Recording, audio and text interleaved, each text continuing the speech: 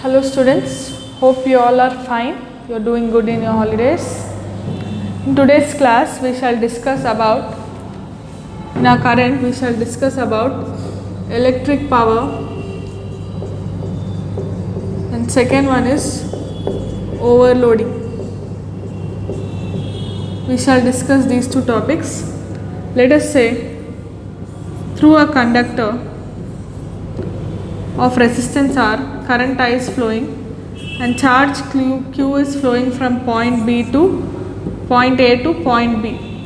Then the work done will be equal to Q into V, because V is equal to W by Q, work done will be Q into V.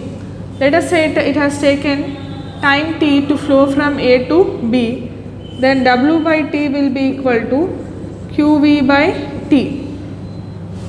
Now this W by T is called power.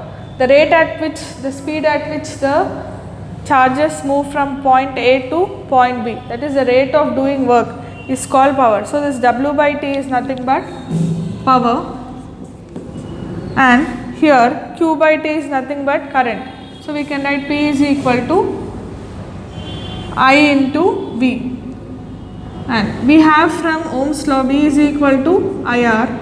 So P is equal to I into, in place of V we can put IR.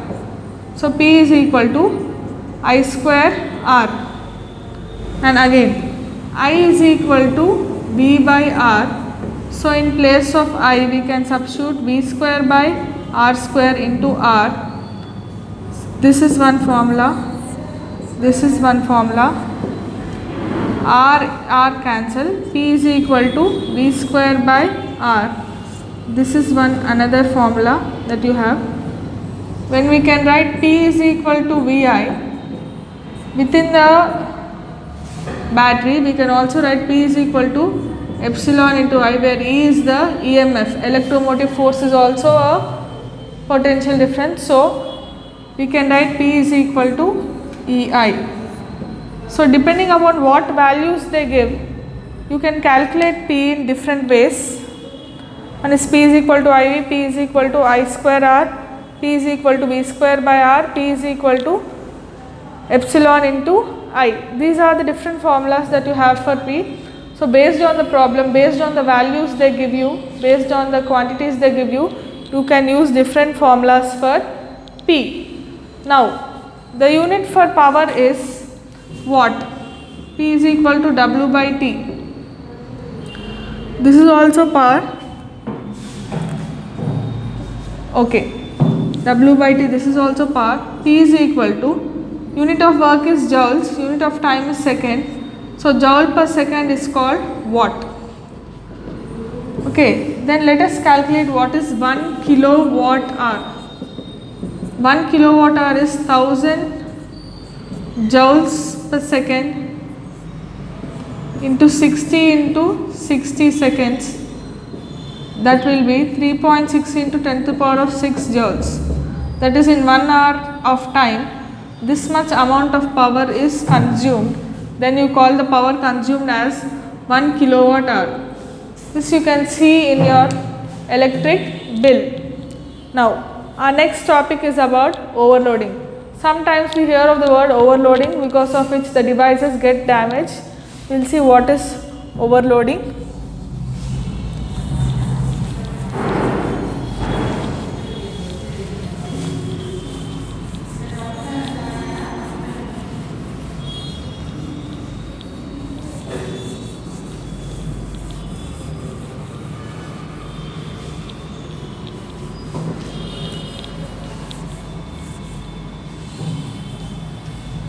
In a household circuit, there are two lines that pass through our, two wires that pass through our mains, whose potential difference is 240 volts.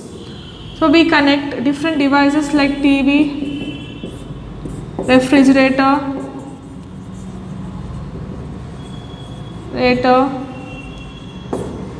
computer, other devices in parallel to this household supply. Now the potential difference between two wires is 240 volts. The maximum and minimum current that flows is 5 to 20 amperes. Here we keep something called as fuse.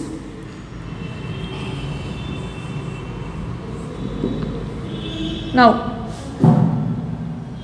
the maximum current that flows is 20 amperes, the minimum current that flows is 5 amperes.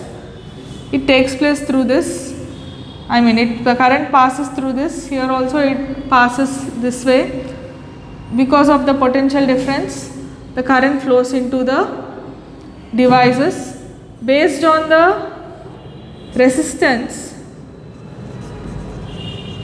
if you know the resistance of each device, you can calculate the current that is flowing, because V is equal to IR, I is equal to V by R. We already know the value of V, that is 240 volts.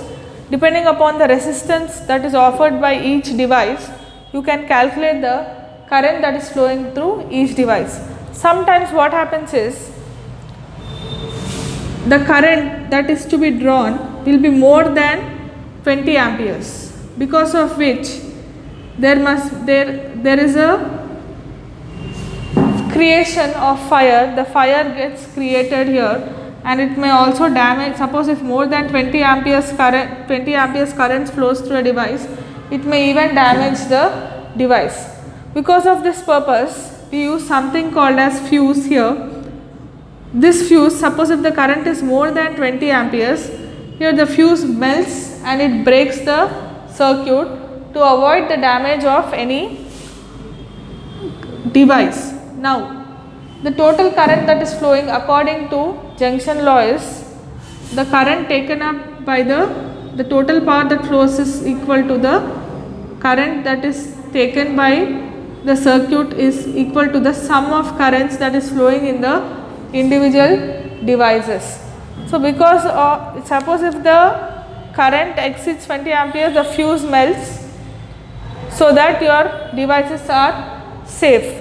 Now, instead of using fuse these days they are using miniature circuit breakers, that is MCB. Whenever there is more than 20 amperes, automatically the MCB breaks the circuit. So, this is how we protect the devices. So, overloading is nothing but whenever more than excess current flows more than 20 amperes, then it causes overloading of the current. This is what is called as overloading. That's about today's class, children. We shall continue in the next class.